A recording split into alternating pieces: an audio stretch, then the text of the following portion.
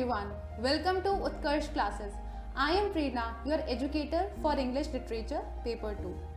तो जैसा कि हम सभी जानते हैं कि UGC नेट JRF का रिजल्ट्स आउट हो गए हैं और उन्हीं के साथ उत्कर्ष क्लासेस से बहुत ही सारे हमारे स्टूडेंट्स हैं जिनका UGC नेट क्वालिफाई हुआ है, JRF क्वालिफाई हुआ है और PhD क्वालिफाई हुआ है। उन्हीं में से एक कैंडिडेट आज हमारे साथ हैं, रवीना, जिन्होंने एक बार नहीं 2 बार हिस्ट्री जैसे सब्जेक्ट में UGC नेट JRF क्वालिफाई किया है। तो आज हम उनके साथ जुड़ेंगे, उनकी जर्नी के बारे में जानेंगे। सो वेलकम रवीना, आपका ढेर सारा स्वागत उत्कर्ष में और आपको ढेर सारी बधाइयाँ। अब एक big congratulations for you to qualify UGC NET in history subject. जी मैम, नमस्ते, गुड इवनिंग। तो रवीना, आप हमारे व्यूअर्स को बताइए आपकी जर्नी क्या रही एग्ज़ाम को क्वालिफाई करने की और आपने किस तरीके से अपनी रणनीति को चुना और किस तरीके से UGC नेट जैसे डिफ़िकल्ट एग्ज़ाम को क्वालिफाई किया। हाँ, इससे पहले मैं बताना चाहती हूँ कि मैंने अपनी स्कूलिंग है जो Vikas senior secondary school Mandawar Dausa से की है और मैंने जो ग्रेजुएशन किया है वो गौरी देवी महिला महाविद्यालय अलवर से किया है। तो वहीं पे मैंने हिस्ट्री सब्जेक्ट को पहली बार पढ़ा था और वहीं से मेरा इंटरेस्ट बन गया था कि हिस्ट्री बहुत अच्छा सब्जेक्ट है और मेरे हमेशा बहुत अच्छे मार्क्स आते थे हिस्ट्री में। उसके बाद में मैंने ये सोच लिया था कि मेरे को पोस्ट ग्रेजुएशन करना है तो हिस्ट्री में ही करना है।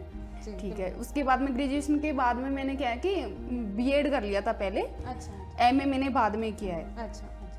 उसके बाद में मैंने क्या है कि मैं टीचिंग लाइन में भी चली गई, यानी मैंने फर्स्ट ग्रेड वगैरह सब कुछ दे रखा है। ओके। और अभी मैंने पिछले 2 साल से मैं दे रही हूँ UGC नेट। मेरे को अचानक से याद आया कि मेरा नहीं हो रहा उधर की साइड में। बिल्कुल। तो मैं 1-2 नंबर से कुछ रह गई हूँ, कुछ पॉइंटों से रह गई हूँ एग्जाम में। फिर मेरे को कि मैं थोड़ा डिप्रेस भी हो गई थी इन चीज़ों से, फेल थोड़ा देख लिया। फिर मैंने सोचा कि UGC नेट का एग्ज़ाम देना चाहिए ताकि प्रोफेसर का भी मैं एक बार ट्राई कर सकती हूँ। जी बिल्कुल बिल्कुल। फिर मैंने स्टार्ट कर दी अपनी जर्नी और मैंने फर्स्ट अटैम्प्ट में ही नेट निकाल लिया था। ये मेरा सेकंड अटैम्प्ट है, इसमें भी मेरा नेट निकल गया 94.18 परसेंटाइल से। जी बिल्कुल। तो अब आप JRF के लिए भी एम कर रहे होंगे, जैसे आपने जो UGC नेट है वो अपने पहले ही प्रयास में निकाल लिया और दूसरी बार भी आपने UGC नेट जो है वो 94 परसेंटाइल के साथ क्वालिफाई किया है। मैं अपने व्यूअर्स को बता दूं कि मैम ने 94 परसेंटाइल के साथ हिस्ट्री में UGC नेट क्वालिफाई किया है। तो मैम, आपने UGC नेट ही एग्ज़ाम को क्यों चुना? मतलब आपके आगे के क्या गोल्स हैं इस एग्ज़ाम को लेके और आप आगे क्या अपने जो गोल्स हैं और आगे क्या लाइफ में करना चाहते हैं? हाँ, मेरा यही है कि मेरे को टीचिंग लाइन में जाना है और फिर ये कि अच्छा वो भी प्रोफेसर वाला एग्ज़ाम भी होता है इसमें, तो वो टीचिंग फील्ड से संबंधित है। और मेरे को फिर ऐसे ही मेरे घर में इतने ज़्यादा कोई पढ़ा लिखा है नहीं है। अच्छा। तो फिर मैं जैसे दोस्तों से मिलती थी या फिर कोई भी मेरे जानकार होते थे उनसे कि अच्छा PhD भी होता है, लेकिन वो तब कर सकते हैं, पहले कुछ नेट वगैरह क्वालिफाई होना चाहिए आपका। तो मेरे को यही है कि मेरे को उसमें जाना है क्योंकि मेरा इंटरेस्टिंग सब्जेक्ट है, हिस्ट्री मेरा रहा है शुरू से इंटरेस्टिंग सब्जेक्ट। और मैंने अभी भी वो प्रोफेसर वाला एग्जाम भी दिया है, अभी उसका रिजल्ट आना बाकी है। अच्छा, तो आपने असिस्टेंट प्रोफेसर का एग्जाम भी दिया है? जी मैम। जी बिल्कुल, बहुत बहुत बढ़िया। और आपने आपकी स्ट्रैटेजी क्या रही थी एग्जाम को क्वालिफाई करने की? आपने पेपर 1 और पेपर 2 के लिए किस तरीके से प्रिपरेशन अपनी शुरू की? हाँ, ये इसका मैं बताना चाहती हूँ। जैसे उत्कर्ष क्लासेज में मैंने यही था कि अब ये नेट क्वालिफाई करना है। फिर मेरे को उत्कर्ष क्लासेज की मतलब टेस्ट सीरीज वगैरह किसी ने बताई थी मेरे को, मेरे नॉन के थ्रू, कि वहाँ पे टेस्ट सीरीज ज्वाइन करो, अच्छी है वहाँ पे, उनका कॉन्टैक्ट अच्छा है मतलब। तो मैंने ज्वाइन किया, मेरे को हाँ बहुत हेल्पफुल रहा है। हालांकि हाँ, मैंने सब्जेक्ट पहले से ही मतलब मैं ग्रेजुएशन से लेके और अब तक पोस्ट ग्रेजुएशन मेरा इंटरेस्टिंग था ही। बाकी फर्स्ट ग्रेड ये था कि फर्स्ट पेपर जो है ना वो मेरे को नहीं आता था क्योंकि मैं मैथ बैकग्राउंड से नहीं हूँ, मैं आर्ट्स से हूँ। तो फर्स्ट पेपर के लिए मेरा बहुत अच्छा रहा था कि हाँ अब की बार मेरा नेट ही हुआ है फिर से और मैं अगली बार फिर से ट्राई करूँगी कि मेरा JRF हो। मैं उत्कर्ष क्लासेस के साथ ऐसे ही फिर से जुड़ी रहूँगी। मैम, जो पेपर 1 है, जैसे हम आर्ट्स के जो स्टूडेंट्स हो जाते हैं, ठीक है, हमारे जो व्यूअर्स है, बहुत सारे स्टूडेंट्स होंगे जो आर्ट्स फील्ड से हैं, जिनका जो फील्ड है वो मैथ्स नहीं है, रीजनिंग नहीं है, तो आपने इन यूनिट्स को कैसे टैकल किया, जैसे DI जैसे यूनिट्स को, या जो हमारे रीजनिंग और मैथ्स के जो यूनिट्स होते हैं पेपर 1 में? हाँ, जैसे अनिल सर है और हिमांशु सर है, उनकी मैं बहुत बड़ी फैन हूँ। मतलब सच में बहुत अच्छा पढ़ाते हैं। मेरे को ऐसा लगता था कि शायद मैं मैथ्स वाले क्वेश्चन नहीं कर पाऊंगी, मतलब मेरी मैथ्स अच्छी नहीं है, लेकिन उनका जो पढ़ाने का तरीका है बहुत अच्छा है। मतलब और हिस्ट्री से मतलब मोनाली मैम है, उन्होंने भी बहुत अच्छा पढ़ाया एकदम। और मैंने टेस्ट सीरीज ज्वाइन की, टेस्ट सीरीज भी अच्छी है, कंटेंट उनका बहुत अच्छा लगा मेरे को। अच्छा, और रवीना आपने टाइम को कैसे मैनेज किया? जैसे कि ऐसा होता है बहुत बार जब हम प्रिपरेशन करते हैं तो हम डीमोटिवेट हो जाते हैं, तो हम कहीं ना कहीं अपने टाइम को मैनेज नहीं कर पाते हैं, हम सोशल मीडिया में इतना ज़्यादा इन्वॉल्व हो जाते हैं, राइट? और बहुत मुश्किल होता है लाइफ में, जैसे बहुत डिस्ट्रैक्शंस भी आ जाती हैं, ठीक है? तो उसमें आपने टाइम को कैसे अपने मैनेज करके रखा? मैम देखो ये रहा है कि हाँ, मैं भी पहले ये थी कि 2020 तक ऐसे सोशल मीडिया पे बहुत ज़्यादा एक्टिव रहती थी, लेकिन वो है ना कि मैं लगातार थोड़ा फेलियर देख रही थी अपने आप को कि मैं नहीं कर पा रही हूँ, तो मैं बिल्कुल हट गई हूँ अब तो सोशल मीडिया से। मेरे को इंटरेस्ट भी नहीं रहा अब। फिर मैंने पढ़ाई के थ्रू ऐसे पढ़ाई करनी है, अब तो कुछ नहीं, कुछ हो ही नहीं रहा। उधर घर वालों से भी ये रहा है कि अभी कुछ हुआ नहीं है, तो फिर यही रहा कि मेरे को कुछ कर रहे हैं, चलो उधर नहीं हो रहा तो मेरे को नेट इधर करके मैं पीएचडी वगैरह कुछ करूँगी। मेरे को आगे इधर प्रोफेसर में जाने के लिए ये ऑप्शन सा हो गया था कि मेरे नेट क्वालिफाई होने के बाद प्रोफेसर का एग्जाम भी अपन दे सकते हैं। अच्छा, और रवीना मैं ये भी पूछना चाहूँगी आपसे कि आपने रिसोर्सेज किस तरीके से अपना उनका ओरिएंटेशन लिया और किस तरीके से आपने चूज़ किया कि कौन से रिसोर्सेज हमारे लिए बेस्ट रहेंगे? क्योंकि क्या होता है कि हम जो भी कंटेंट पढ़ते हैं हम फिर PYQ सॉल्व नहीं कर पाते हैं। कई बार ऐसा होता है कि कंटेंट पढ़ लिया है पर PYQs जो है हमें लगता है कि आउट ऑफ द सिलेबस आ गए हैं, तो उस चीज़ को आपने कैसे ओवरकम किया?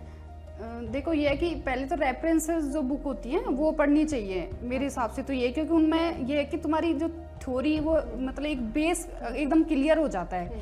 तो उसके लिए यही है कि अगर जैसे आप उनको लगता है कि यार हो नहीं पा रहे, क्वेश्चन क्यों नहीं हो रहे अपन से, जबकि पढ़ा वो ये से हम हो नहीं रहे, इसका मतलब ये है कि हमारे पढ़ने में कहीं ना कहीं कमी, हमने डीप तरीके से अच्छे से पढ़ा ही नहीं है। हाँ, तो वो उसको पढ़ो अच्छे से और एक फिर टेस्ट सीरीज कंटिन्यू, तुम टेस्ट सीरीज तो दो ही दो, क्योंकि जब तक टेस्ट सीरीज यानी कि तुम्हारा रिवीजन नहीं चलेगा तुम्हें पता भी नहीं चलेगा तुम कहाँ किस पोजीशन में हो अभी।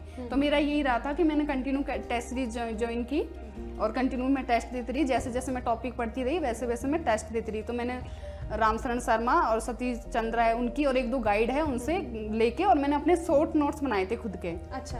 हाँ। तो आपने शॉर्ट नोट्स जो बनाए थे, जैसे लास्ट का जो महीना होता है एग्जाम का, उसमें शॉर्ट नोट्स जो है बहुत हमारे लिए काम आते हैं और बहुत ही हमारे लिए इम्पोर्टेंट रहते हैं। हाँ। तो आपने शॉर्ट नोट्स अपने पेपर 1 और पेपर 2 दोनों के लिए ही बनाए थे? हाँ बिल्कुल, मैंने दोनों के लिए अपने शॉर्ट नोट्स बनाए। और शॉर्ट नोट्सों के साथ में ये मेरा फिर चाहे 1 महीना हो चाहे मेरे 15 दिन हो, मेरा यही रहता है कि जल्दी से इस टॉपिक को पढ़ के और फिर उसकी PYQ निकालना। मतलब मैं ये टेस्ट सीरीज इसलिए ज्वाइन करती हूँ कि मेरा PYQ वाला हो जाए। हाँ, ये लास्ट तक मेरा यही रहा था। हाँ, अभी कुछ कमी रहेगी कि मेरे से GRF नहीं हुआ है, और वो फर्स्ट पेपर की वजह से थोड़ी सी रही है, क्योंकि मेरा यही है कि मेरा बैकग्राउंड मैथ्स से नहीं है। ये तो आपने बहुत सही बात कही कि जो हमारे PYQs हैं वो बहुत ज़्यादा इम्पोर्टेंट हो जाते हैं, और PYQs हम स्टूडेंट्स को रिकमेंड भी करते हैं कि जब भी आप कोई भी टॉपिक पढ़ें तो आप अपने PYQs साथ में रखें। बिल्कुल, PYQs का बहुत, तो आपने जैसे ही आप कोई भी टॉपिक पढ़ते थे तो आप अपने PYQs साथ में लेकर चलते थे? हाँ, PYQ मतलब वो उत्कर्ष दे रहा था वैसे भी PYQ, तो वो मैंने सॉल्व किए थे, बार बार मैंने सॉल्व किए। मतलब ये ऑप्शन होता था कि हम बार बार प्रैक्टिस कर सकते हैं, तो मैंने वो लास्ट मंथ तक भी प्रैक्टिस करती रही मैं।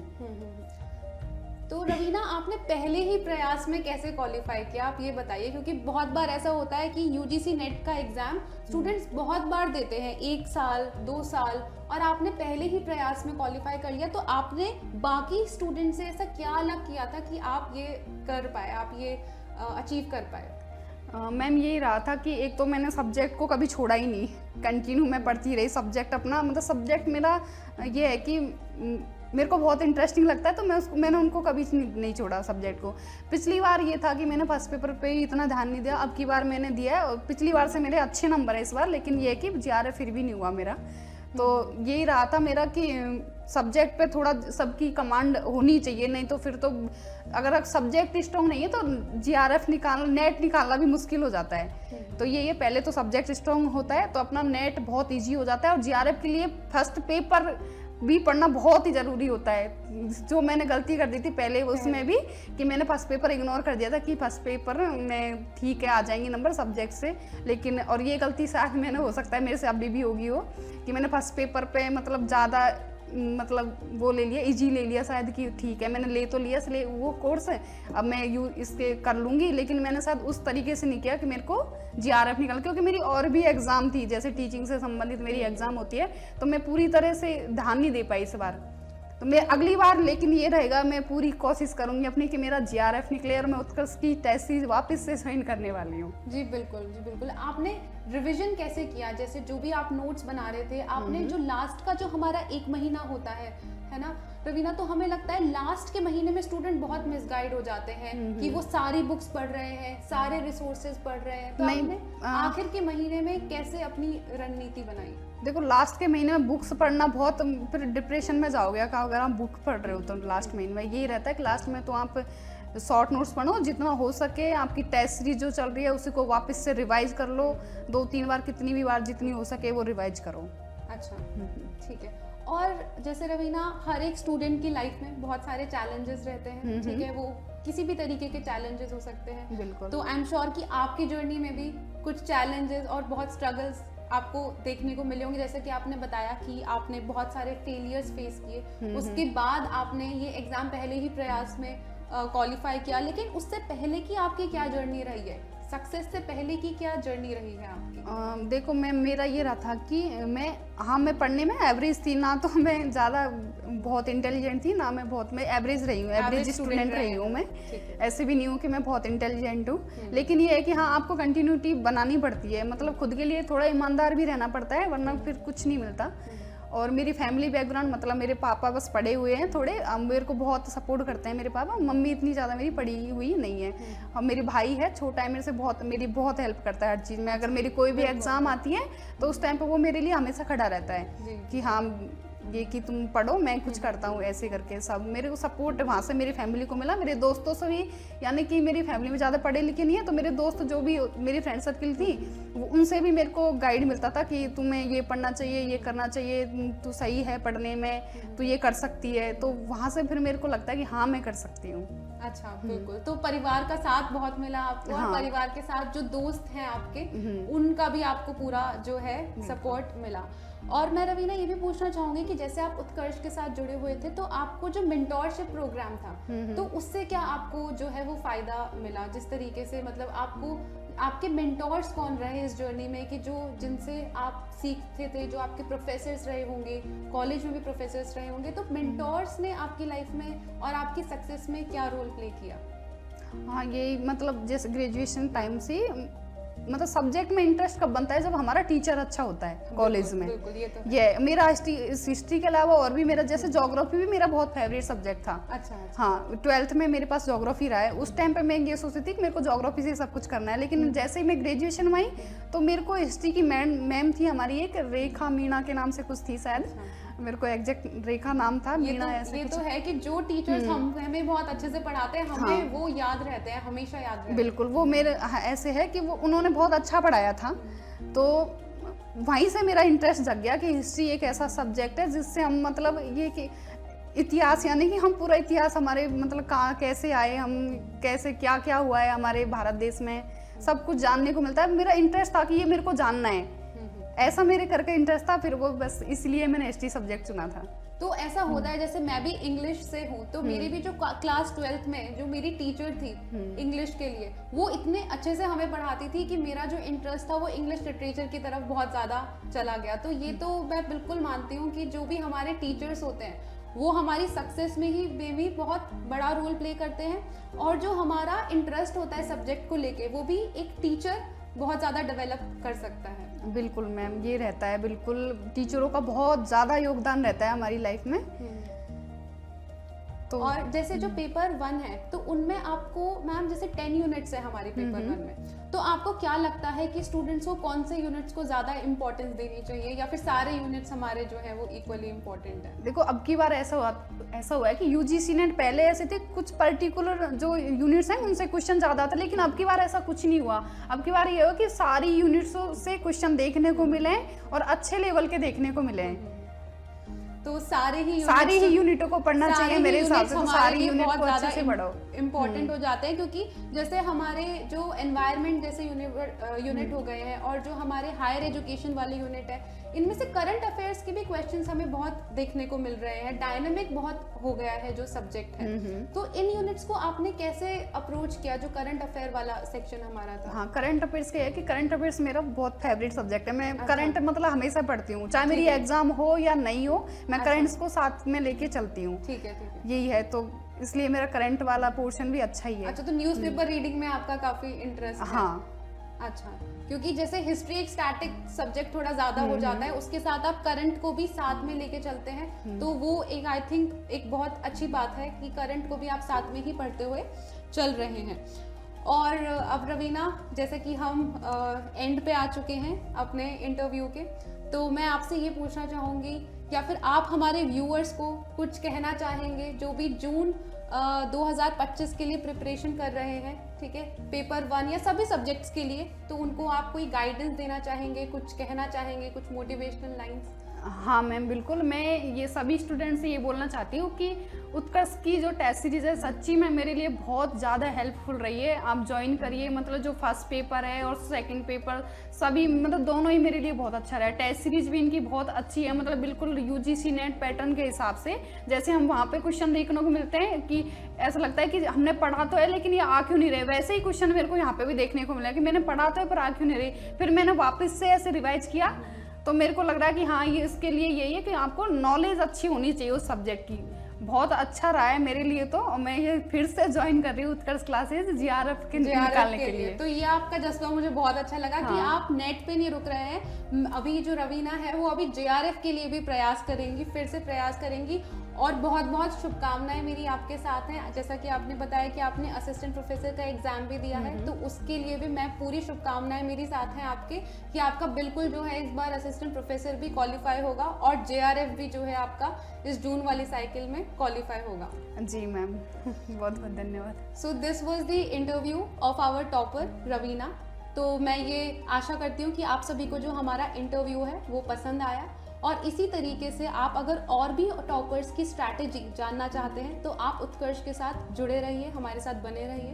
Thank you so much everyone, stay tuned.